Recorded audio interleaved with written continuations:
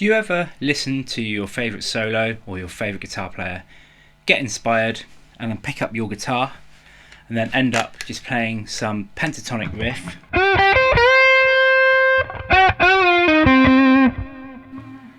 that you've played a million times before and you're really bored of playing it and it doesn't inspire you? Well, if that's the case, hopefully the tips in this video will help you. So I get this problem literally all the time, and I specifically get it when I'm improvising. My mind goes blank and I end up just playing some blues riff or pentatonic riff that really bores me, probably bores everyone that's listening to it. So I've created a little way of forcing yourself out of your normal way of playing. So I've written some little cards out, and on these cards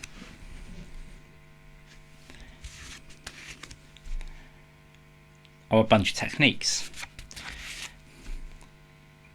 Okay, so when you are playing your solos or improvising or writing solos, all you do is you take your cards. I've got some more over here.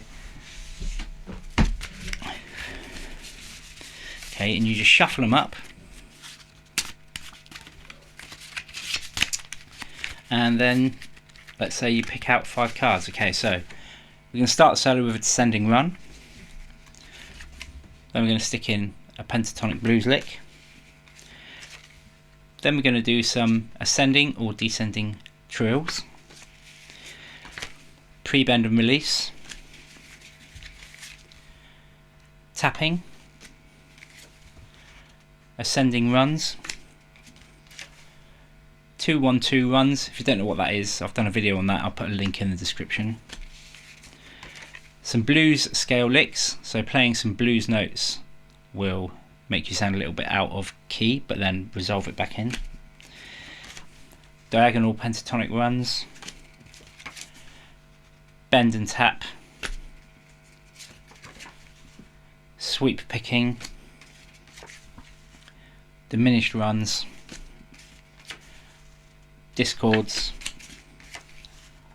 minor runs, harmonics, unison bends, and regular bends. Now obviously you don't have to put every one of these techniques into your solo. You might just pick 2 or 3, or you might pick 5. So the solo that I did a minute ago, I literally was doing this the other day because I was so bored with what I was doing. I was getting really frustrated with my playing. So I thought, there's so much more in here than is coming out in here. So get it out of here and onto here. So I wrote these out and I just laid a load of them out in a row, and that solo was the result of doing this. So I started off with some discords, then a minor run, and then I added all of the little techniques together and created that solo. Now it wasn't the best solo, but it was a lot better than what I was coming up with before. So get yourself some little cards or some pieces of paper or some lolly sticks. I used to use lolly sticks for some of my stuff, and just write out all the techniques you can think of. Put maybe 5 or 6 of them in a row, get a little backing track and just play along using those techniques, and it will open up your playing to a lot more along the lines of what you can actually do rather than where you habitually go. So I hope that made sense. I hope you enjoyed that video. I'm going to put down now the order that I just played those in that solo and share that to you.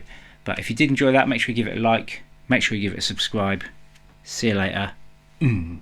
So the order of that solo was discords into minor scale runs, then into a little harmonic on the 12th fret,